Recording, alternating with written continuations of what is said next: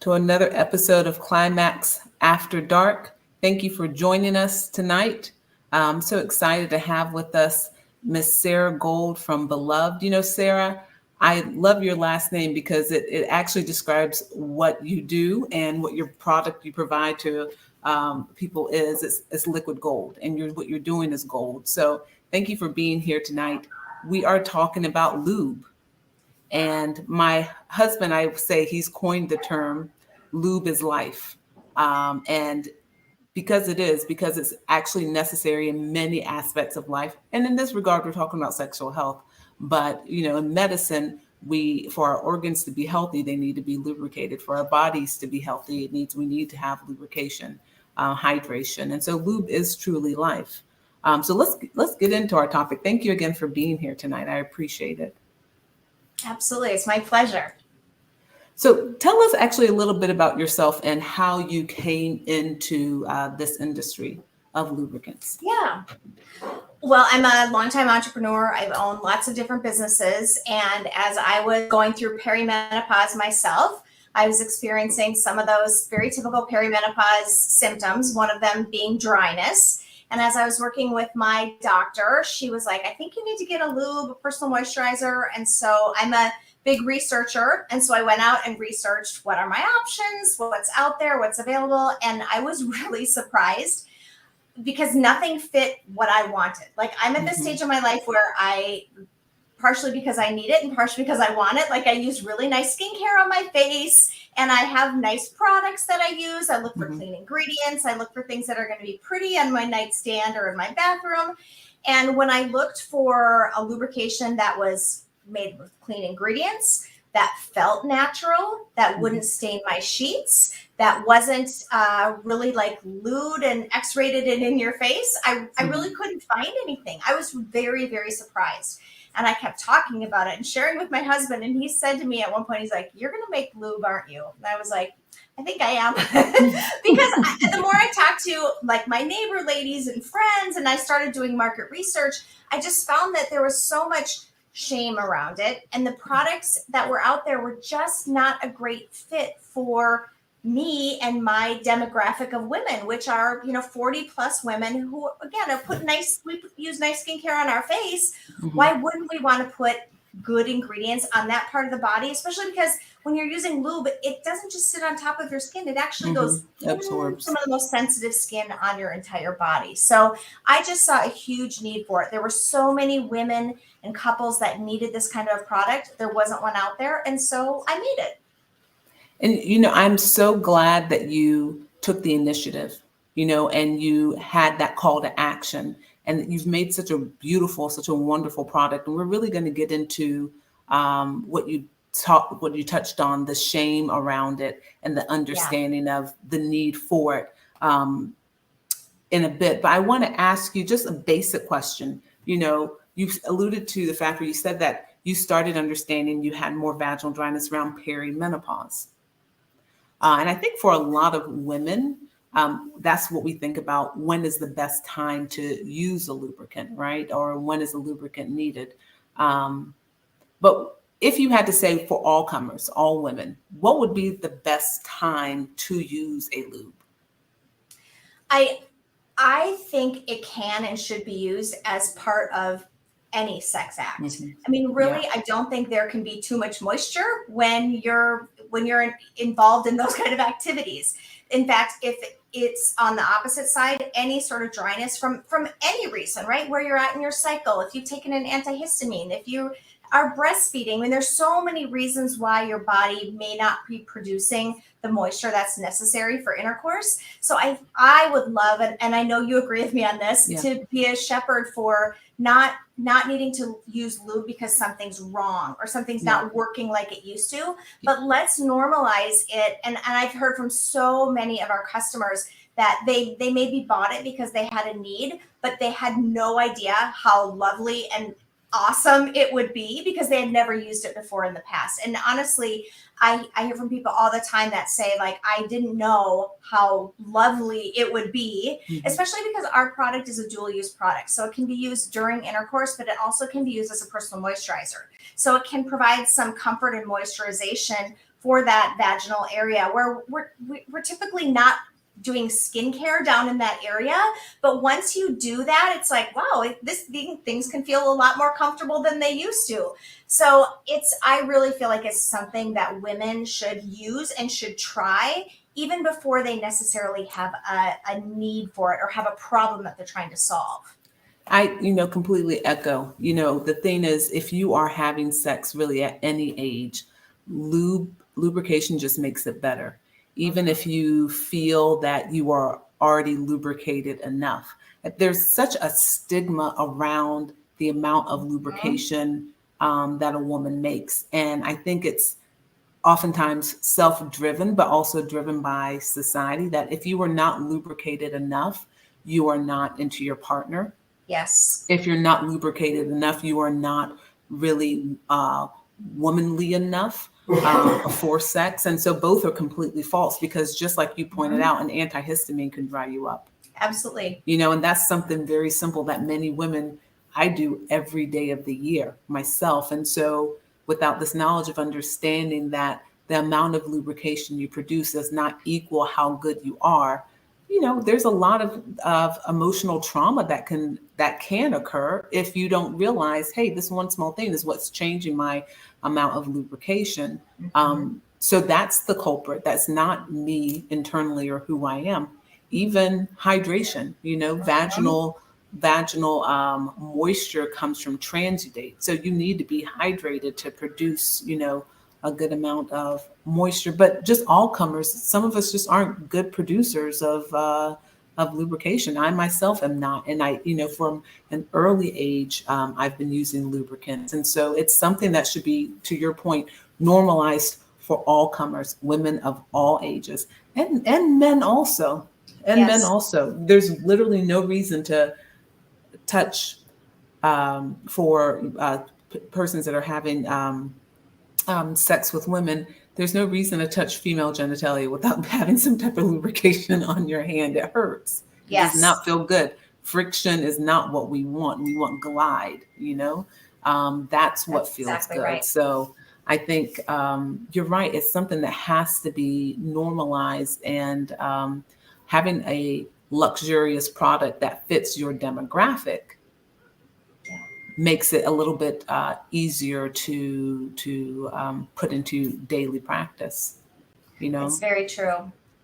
It's very true. Along the normalization conversation, I think we can look at what's happened in men's sexual health and use that as almost a model, because ED used to be shameful, right? There were a lot of stigmas around that, and a lot of perceptions around performance or manlyhood or what that meant. And those essentially have gone away with the beautiful invention of things like Viagra and Cialis. And now we don't even blink at that, right? It's just, and now that we have this, the transdermal gel for over-the-counter gel for ED, it's just not even part of the conversation anymore.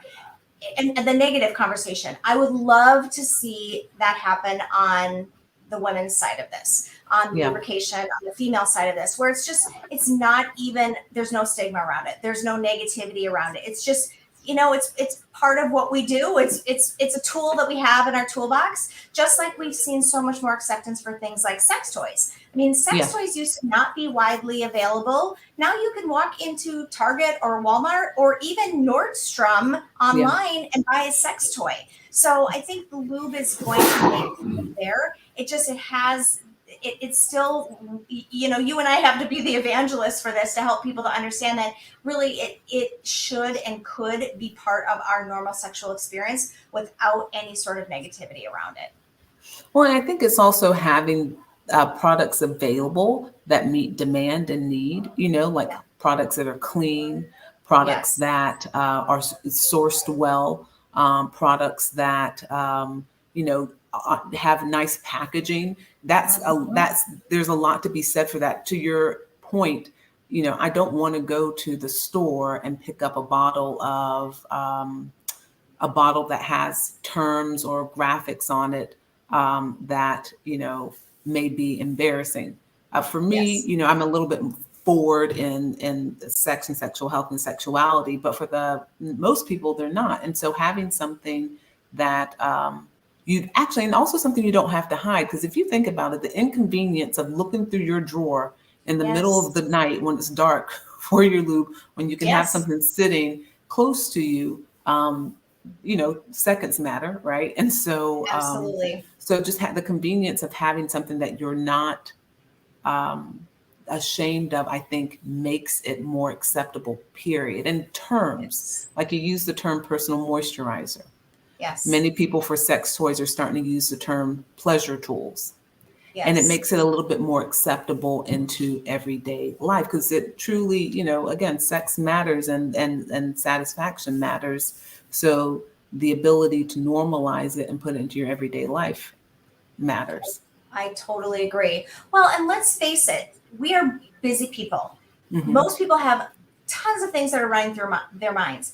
You don't want to worry if your lubrication is sitting out on your nightstand and it's like, is my housekeeper going to find it? Are my Yeah. kids going to find it? Where did I hide it? Like, Yeah. we have enough things to worry about. Yeah. Being able to just have it be an easy part, like our skincare, right? We would Yeah. not at all blink about having skincare on our bedside table. I have probably 3 or 4 bottles there, and next to it is my bottle of Beloved, and no one would ever know that it's not my face serum. That was very purposeful in my design because I wanted people who use it to not have, I wanted to take that worry away from them because there definitely is worry and kind of a fear of embarrassment around having these kind of products. And I wanted to take that away so that people had one less thing to worry about, and it would make them more open to having the product on their nightstand table, something that they could feel good about. Because again, when I did my research, it was like the products really fell into 2 categories. One was clinical, like your typical KY jelly, things that you would find, in the gynecologist's office. And then there were ones that were more adult bookstore, X-rated kind of products. And we've come a long way in terms of seeing some additional products that are sold in Target and other places that aren't quite so clinical or aren't quite so, lewd. But that was very purposeful to me, is how do we find and make something that people feel really good about and proud about, and things that they again, when they're traveling through TSA security, they don't have to be worried like, oh my gosh, is the TSA agent going to find my lube? It's like they would never know what it is. So let's talk about that. And we've been talking about your product, Beloved. Like you said, there are many things on the market, right? There are many products on the market and different tiers. So you have your water-based, you have your silicone-based, you have your oil-based, you have some that can be like a bit of a mixture. Yours is water-based. And so they all have different properties, and certain ones you don't want to use with certain like toys. You wouldn't want to use a silicone base or really an oil base with a toy. Got to be careful with your condoms also. And I personally, live by the mantra, oil is fine on the outside, not on the inside, because oil can go rancid. There are really nice arousal oils on the market that people can use, and it can help to increase stimulation. But I would not recommend putting it as an internal lubricant. What are some other things, like when you were doing your research, as far as like properties and actual ingredients that are good and not so good? Yeah, absolutely. So you hit the nail on the head with the 3 main types of lube, and it's with the base ingredients. So oil, silicone, and water are the 3 that are the main ingredients, if you will. And there definitely are uses and purposes for each of those. The reason that I chose a water-based lube, one of the number one things is that it feels natural. It feels like a natural moisture. And for me, that was important, that it felt very natural. It doesn't have kind of that slick or slippery feeling to it. And then also the safety aspect of it too, because you're right, oil should not be used in the body. It's sort of like, if you think about if you get oil on your skin, like whether it's coconut oil or whatever, you need soap to get that off of your skin. The same thing happens when it goes inside of the body. We're not introducing soap inside of the body. So as you can imagine, that oil sits there and can go rancid and cause infections and cause problems. And so I wanted to make sure that we were steering clear of that as well in our formula. But there definitely are some situations like silicone is wonderful if you're going to be having fun in a water situation. So whether it's a shower or a hot tub, silicone is a great solution for that. I do see a lot of the CBD type products because CBD needs an oil-based carrier. Mhm. The CBD products will have an oil base, but again, I always recommend that people use those externally versus internally. Yeah. And then even beyond kind of the base of the ingredients, it's really looking at what is actually in the product. Mhm. So steering clear of parabens, steering Mhm. clear of flavors, steering clear of heating agents, all of those things that can be harmful to, again, that most sensitive part of your Mhm. body. And there really is a lot of kind of sketchy ingredients that are out Mhm. there that are in lubrication. And a lot of it is they're inexpensive and they're mass produced in a way that they're putting a lot of preservatives and they're putting things in there that aren't necessarily good for the body. But in that moment, they do provide friction. They do ease the friction. But that is really important when someone is shopping for a product to make sure that it's hypoallergenic. Make sure that it's pH balanced. Because here's the thing, the vagina has its very own pH. And you want to make sure that the product that you're introducing to that doesn't have too high or too low of a pH because that could cause infection and problems.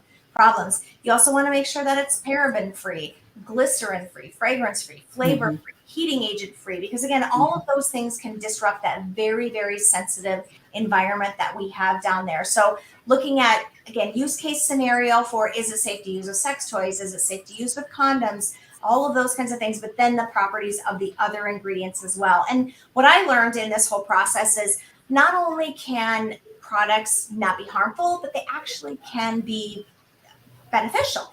And so looking for a formula that provides benefits to the skin, that most sensitive skin, is possible. There are formulas out there, ours happens to be one of them, that do provide a lot of those healing agents and a lot of really good ingredients. In fact, we have a lot of radiologists and oncologists who use our product to help heal radiation burns in that most sensitive female area of the body, because as you can imagine, radiation is very hard on that skin. But using our product to help heal that has been that's been a surprise to me, but it's been a delight because to be able to help in that kind of a way. I was just aiming to create a really good sex product, but to create a healing product like that is really important. And then the last thing is, lubrication is considered a class 2 medical device by the FDA because it does go inside of the body. And so it's required to have FDA clearance. There are some brands out there that do not have to skip that step, and they're actually selling their products illegally. But to get that FDA clearance, it takes a lot of time. It takes a lot of testing. It takes a big commitment to get that. But that's something else I would recommend to people is make sure that your lube has been cleared by the FDA, because then a certain amount of testing has been done on, there's so many tests that go into that particular process as well, but it is really important. So you need to spend a dime, a pretty dime on your products like this. There are areas where you can kind of skip and skim. And I would definitely say with your lubricant, the quality of it is not an area to skip and or skim.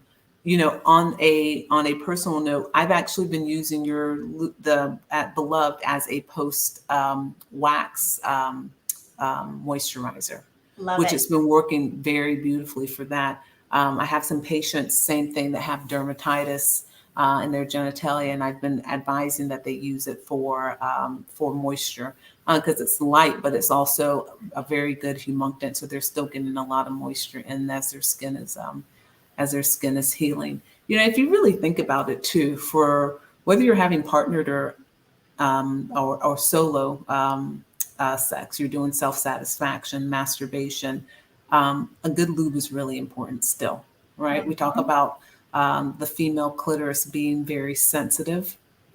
And if you're using vibrators or you're using your hand or you're using any other object to aid stimulation, not just for insertion, but externally, wonderful way to just heighten your level of climaxing, and even for those, again, that aren't having sex, because I know a lot of times I talk about sex, but for those women or those women and men, if we're talking about just for skin and health of skin that are not having sex, for vaginal dryness, this, like you said earlier, is a wonderful product. For my patients that don't want to be put on estrogen, but they need a frequent moisturizer to help prevent chafing, to help prevent burning, also to help prevent a lot of women don't realize this. Recurrent UTIs in the post menopausal population is oftentimes due to what we used to call atrophy of the vaginal canal. So that's the thinning of the vaginal canal. There's another longer term that we're using for that now, but improving that dryness, right, on a daily aspect. So we think about how you moisturize your skin. You put moisture on your skin today, it might be dry tomorrow, so you need to put moisture tomorrow. But if you make that more of a daily habit, right, you may have a little length that you can go without having to apply the moisture. So doing that same thing with a non-hormonal moisturizer, so on a frequent basis, that's going to help to build up your vaginal mucosa. Yep. That's going to help the cells of your vaginal mucosa to retain moisture. So it's, all around, we really have to, as women, think about why lube is important, not just for sex, and we talk about that, but for actual daily functioning and prevention too, like I talked about with UTIs. Yes.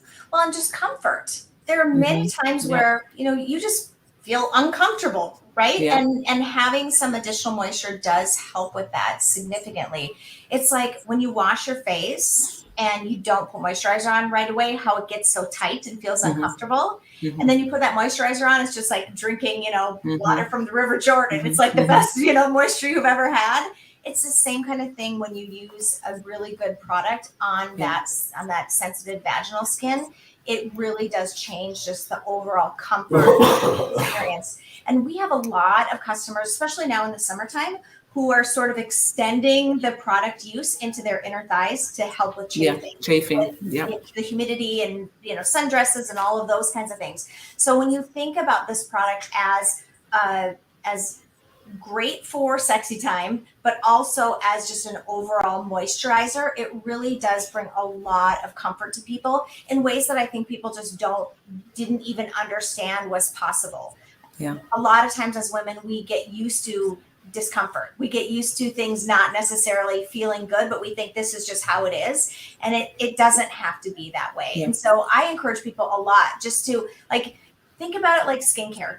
I have a lot of customers who keep a bottle on the back of their toilet, and after they use the bathroom, they will just apply a little bit of that. And it's really changed their comfort level, if you will, because they just didn't even know how dry and uncomfortable they were because they were just living with that.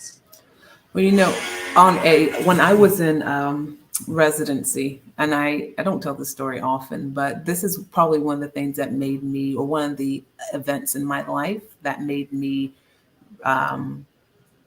take the use of lubrication seriously and really advocate for it with patients. I had a patient who, she's postmenopausal, she was having sex, and unfortunately had a really bad vaginal tear. So she was postmenopausal and had a hysterectomy years before. And so no longer had her cervix, just had, a blighted pouch for her vagina. And they were using toys without lubrication. And she had such a bad opening of her vaginal pouch. We had to take her to the operating room to re-sew her vagina. Wow. So lube would have made it a little bit safer, not even just more pleasurable, but a little bit, safer for her too. I think we have to, again, think about, like we were saying here, the health aspects of a lubricated vagina.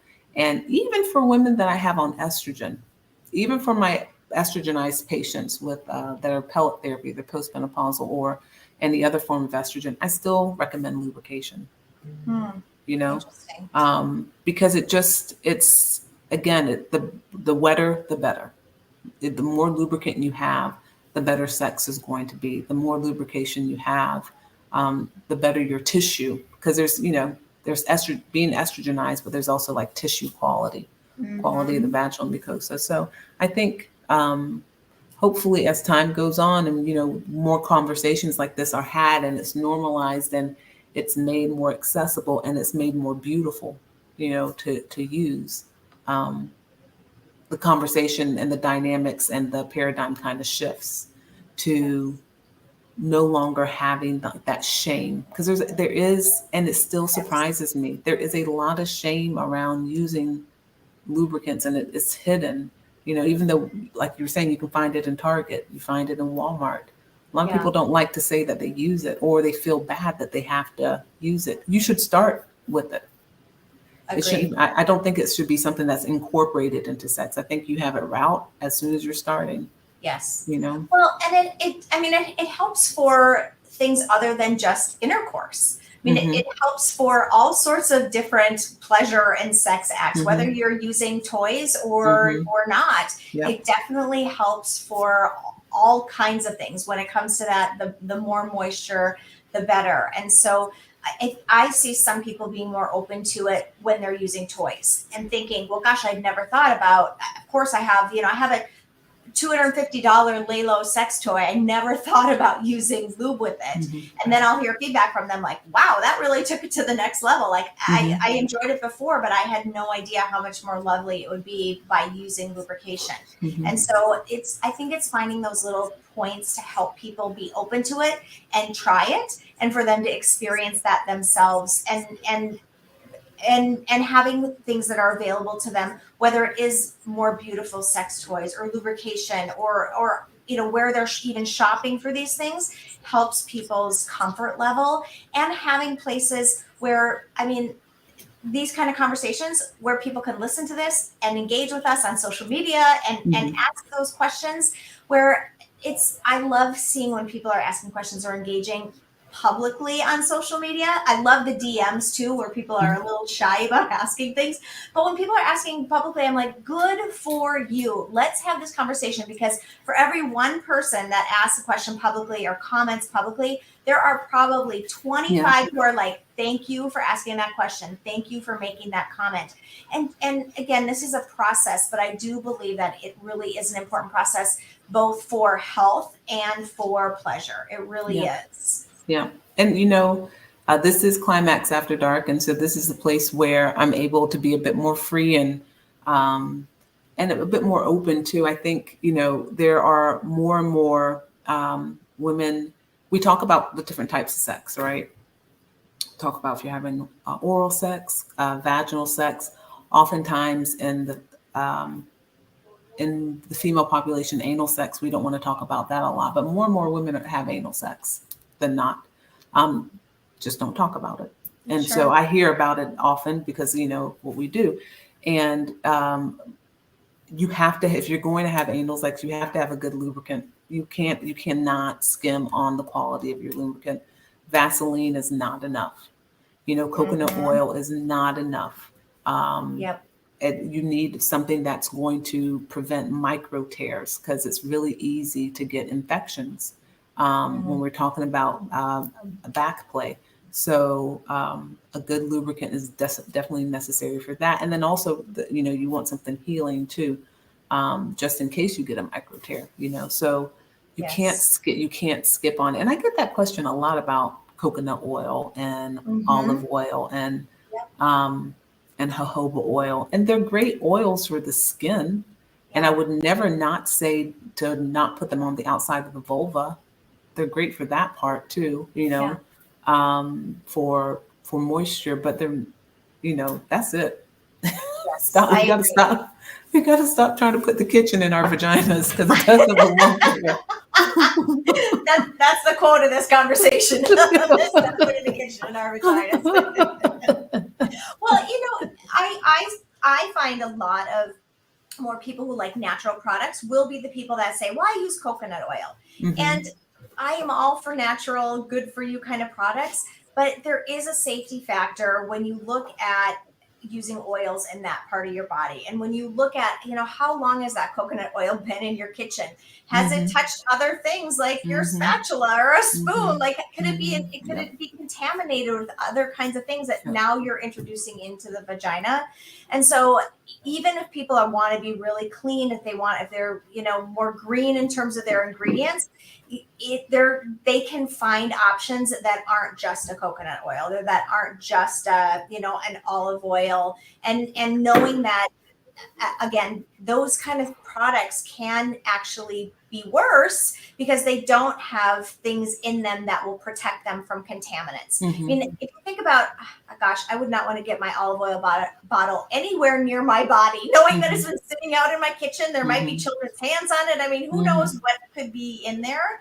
And so that the applicator of products is also really important. Something that I learned when I got into this business is that so many applicators of products, whether it's a squeeze bottle or it's a dropper, it's very easy for those to get contaminants in it. I mean, if you touch your hand with one of those, think about all the things that could be on your hand that's now in your product that's now going inside of your vagina. And so even looking at some of the packaging and how the product is dispensed is really important. It's the reason that I chose to go with an airless bottle, because nothing can actually get into the product. It can't actually be contaminated by anything on your skin, but it also can't be contaminated by the air. We don't think about this very often, but the air has a lot of things floating around with it. Right now, it's very hazy outside my house because of the wildfires that are happening in Canada. Again, we don't think about those things getting into our products, but they can actually get into the products. And again, introduce that into your body. Yeah.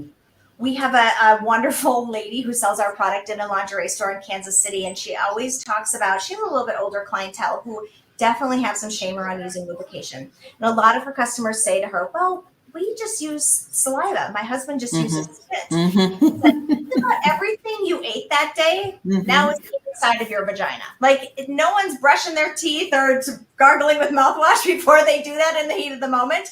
And so when she explains that to her customers about how it's a risk, like by using that, and how really saliva is not that great of a lubricant at all. It doesn't have that the viscosity that you actually need. She said everyone is horrified, realizing like literally everything they ate that day is now going to be inside of their vagina. You know, I'm going to applaud you on that one, because I am a proponent for oral sex, but I'm a proponent for clean sex. Please brush your teeth, use gargle, wash your body. Like, the amount of bacteria that is in our mouths, again, I'm not saying not to have oral sex, you should, because it's good. But the amount of bacteria that's in our mouth, if you think about, again, having sex and having oral sex, open micro tears especially, that's wonderful ways for bacterium to get in. I have seen a lot of infections from oral sex. And so there's no reason not to be spontaneous. It's nice to have spontaneity, but we can forward think and forward plan a little bit, right? Yes. And so that can be part of our part of the plan before we have sex, to think about that. You know, one question I do have for you, right? We're here talking, and we talk about level of education and understanding for just all comers people, and understanding what we do and why we do it and why we use lube. But there is, and coming back to your client that sells the product in Kansas City and has a population that, there's a lot of shame. What do you think causes that misinformation that leads to the shame? You know, is it just a lack of education, or is it society? What is it? Because there has to be something. If we're talking, and you've done your research, and I've had experiences and done research too, and understand that lube is good and it should be used, and you can read it on the internet very easily. Yeah. Why does it seem to be there's some type of like misinformation campaign going on? Yeah. That's a good question. I think it's momentum. I think there's, years and years of embarrassment and shame, and not even having conversations about it. I mean, I just turned 51 years old, and growing up, we didn't even talk about periods. Like, I remember when I got my period, I wasn't going to ask my mom. My mom didn't have a conversation with me about that. Like, I think it's in the generation. It's in the zeitgeist of how we grew up. Younger people now, I can't tell you how many easy conversations I have about sex with very younger people. It's just like not even an issue, right? They talk about their periods, they talk about their bodies. It's very much an open kind of thing. So I think we have the bad momentum, if you will, from many, many years of this just not being a conversation that was had in the open, and products not being available, and services and medical care like you do not being available. So I think we're seeing the tide is turning, but it is going to take some time, and it is going to take you and I and the other people who are evangelists for this kind of a topic to continue to have these conversations. And I actually am encouraged, because I think I see the tide turning very, very, very quickly. Like, for example, I was just at a big trade show for the spa industry. And so Mm-hmm. spas are all about wellness, right? Their Mm-hmm. whole thing is about wellness. They've moved beyond just massages and Yeah. cures. I mean, they're very much about wellness. Yeah. And we were there as a sexual wellness company. And I was very encouraged by the number of conversations that I had with people to talk about, you don't have to offer sex type services in your spa, but you certainly are having couples who are coming and having couples massages Yeah. on their anniversary. As part of their wellness, they're going back to their hotel room, and you better believe that they're having sex. Yeah. And so let's help them with this process. Let's not ignore that. And I was so thrilled by the number of people that, like, the light bulbs went off. Like, they do understand, and they get that sexual wellness is part of overall wellness. Yeah. And like, big shout out to companies like Canyon Ranch and like the Lake Austin Spa. They're having programming around sexual wellness. They have speakers, they have events, they have products in their stores, like my product that promote this. So I'm optimistic about it. I think we have many, many, many years of this being a taboo topic, but I think we've seen a lot of acceleration just even in the past couple of years of this being more open and more accepted. I mean, certainly there's a ways for us to go. I mean, I get emails that go to people's spam filters all the time because, I have there might be the word sex in my email and it might go right to their spam folder. Or, there's problems with sometimes putting content on social media because it's flagged as inappropriate. But I think the tide is turning on that. So I'm optimistic about it, but I think that we have to continue to give people a safe place to be awkward about it so the awkwardness goes away. Like, when I started this business, I was uncomfortable saying the word vagina 100 times a day, but now I have no problem doing it because I've been doing it, right? And so I think it's happening. I'm optimistic about the trajectory of where this is going. Yeah, I think you're completely correct. I think we are moving in the right direction. And I think it is, normalizing the conversation around sex, but also holding space for the fact that for years and generations past, sex and the act of sex has been abused, and there can be trauma around it. But even those who have been victims of trauma, they deserve to have sex lives that are fulfilled. And so holding space and understanding that and allowing people to develop into their sexual selves as they need to, and supporting them with knowledge, supporting them with products, and supporting them with the ability to understand as they grow, things can change, and you can make things better, and there are things you can do to help. I think you're right. We are going in the right direction. I just want one other thing on that I think that you said is so important, and I'll just paraphrase it, but it's meeting people where they're at and making it comfortable for them, whether it's through products or services or conversations. That is so important when you're talking about things like money and sex and religion and politics. Like, let's meet people where they're at, and let's not make it any more awkward than it is, and just to make it a easier conversation around it. Like, we sell in a lot of different places. The conversations that are happening in more like adult stores are very different than the conversations that are happening in pharmacies, and they're very different than the conversations that are happening in doctors' offices like yours. So meeting people where they're at and having those initial conversations and taking the like scariness out of it is so important. And I'm sure you do this with your clients too. There are probably clients that you have and patients that you have that are way more open than other patients, and you meet them where they're at and have that conversation where they're at, and allow them the dignity and respect of their own journey in discovering these kinds of things. Again, I never thought I would have a sex company. And in the beginning, I definitely was, I had very different opinions about things than I do now, but it's just because of exposure, right? And comfort level with things. But once there's exposure, that starts to happen. And I think if you marry that with pleasure, that is so important, because people will either run away from things that they're fearful of, or they will run towards things that feel good to them. So if we're meeting them where they're at, they're having pleasurable experiences, again, this is why I'm optimistic, because I think all of those things make huge leaps and bounds into us having a more open environment where there's not taboos, there's not stigmas around this, where we are way more open to experiencing pleasure and having these conversations than we have been in the past. Mhm. You're right. You're right. And the needle will continue to move forward. I really appreciate you coming on and talking to us. Can you tell everyone how they can get your product? Absolutely. Well, you can visit Dr. Ojo Karen's website. It is there. And then we are also on social media at Beloved Sensual Care. We'd love to meet you and have a conversation. Come on and say hi. And thanks for having me on. This was a fun conversation. Thank you so much. I really appreciate you, Sarah. Like she said, on our website, helloclimax.com, you can find the product.